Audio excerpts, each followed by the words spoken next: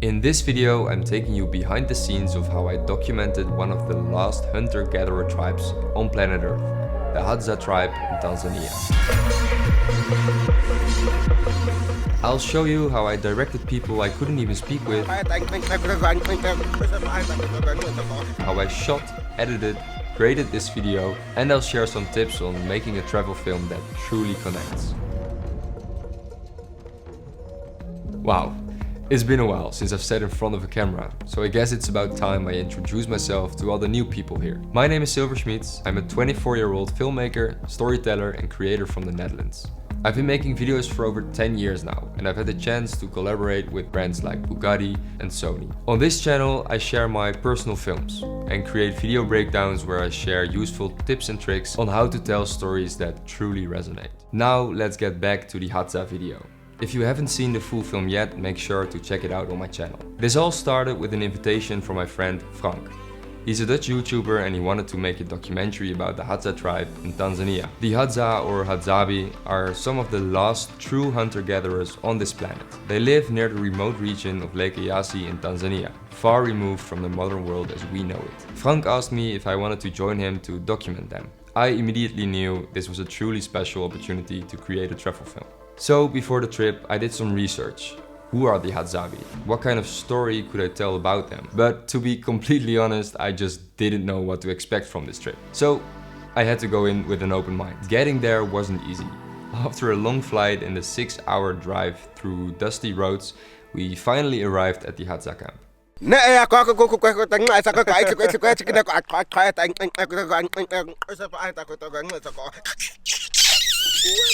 As you could hear, the Hadzabi speak their own language. It's a click language.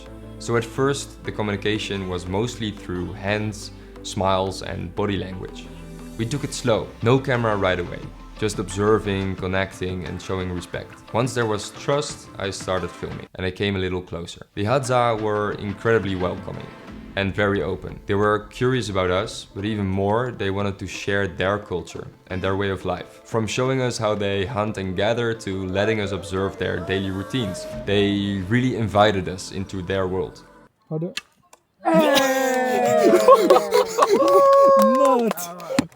Bro, kijk hoe recht hij erin was. We had a translator with us as well, who helped us with asking questions and translating their answers.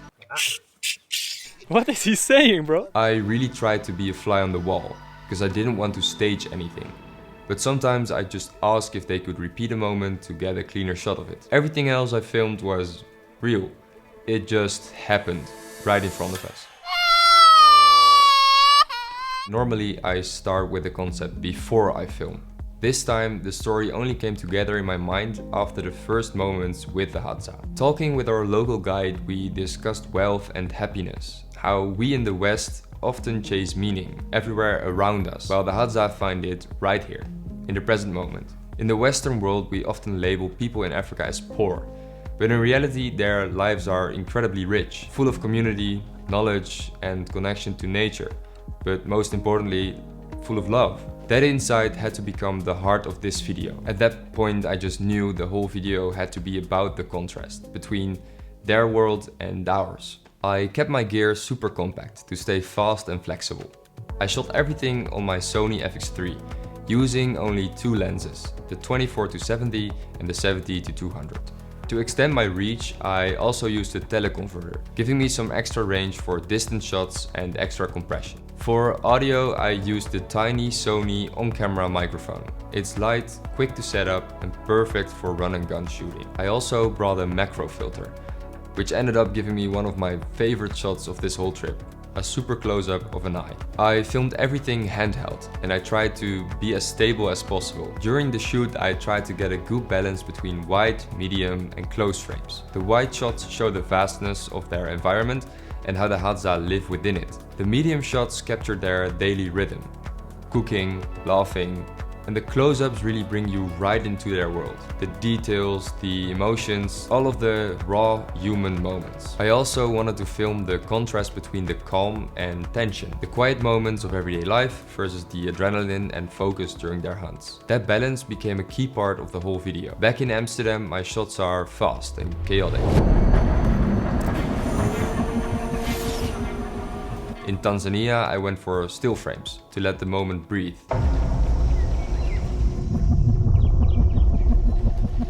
I shot everything in 4K in 25 or 100 FPS. I used 100 frames mainly for close-ups, to really let you feel the tension or emotion in those moments. Because this was a fast run-and-gun shoot, I mostly relied on eye autofocus to keep up. I filmed every single shot using just natural light.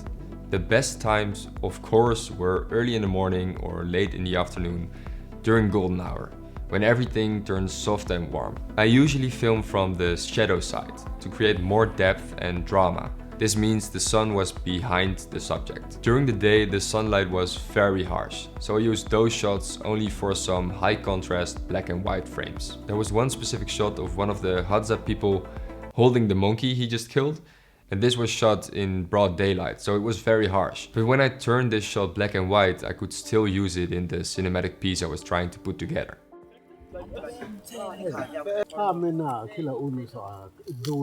And now it's time to dive into the editing process. This is where all the footage comes together. Choosing the right shots, shaping the story, and finding a rhythm that makes the film feel alive. It's where the story really starts to take shape. And this edit was all about contrast. Fast cuts versus calm moments. Blue versus orange. Static versus movement. I think you understand what I'm trying to say. In the edit, I tried to really match the movements. For example, most transitions move from left to right. It gives a sense of flow to your video. In the edit, you can also make completely separate shots feel connected, even if they were filmed at completely different times. For example, I created a sequence of the bow being drawn, then cut to a close-up of the eye. These shots were filmed separately on different days, but by placing them together, they tell a story and build tension, leading up to the moment of the shot. So editing really allows you to guide the audience emotions, even shaping the suspense of something that wasn't in the footage originally. I've also used a little masking trick in the escalator scene. I duplicated multiple layers to make it look surreal and to symbolize the chaos of the modern world. If you really want to make people feel something, music is your secret weapon. Because here's the thing, music isn't just background noise, it's what carries the emotion. Without the right song, you don't really feel the story. For this project, I found a song on MusicBed by Ryan Taubert. And I think his music added such an emotional depth that the film turned into something you can feel, experience, and not just watch. I've been using MusicBed for years now, and it's the only place I go for both my commercial work and for personal projects. Within minutes, I always find music that just fits. The songs are really cinematic and full of emotion, and I think that's what keeps people connected to your work. If you want to try out MusicBed yourself, you can now start a 14-day free trial with my link down below. Within the sound design, I used ambient sounds from the camp, like birds, wind, and the crackle of fire. This makes you feel like you're really there. But then I also added some risers, whooshes, and hits to emphasize specific transitions or moments. The voiceover is done by Ata Otikba. I found him through Fiverr and I think he just nailed the tone. My color grade was also built around contrast. Blue represented our cold, modern world, and the orange, the warmth of the Hadza. As I said, I also added some black and white shots to emphasize the contrast between both worlds. I shot everything in Sony S-Log3.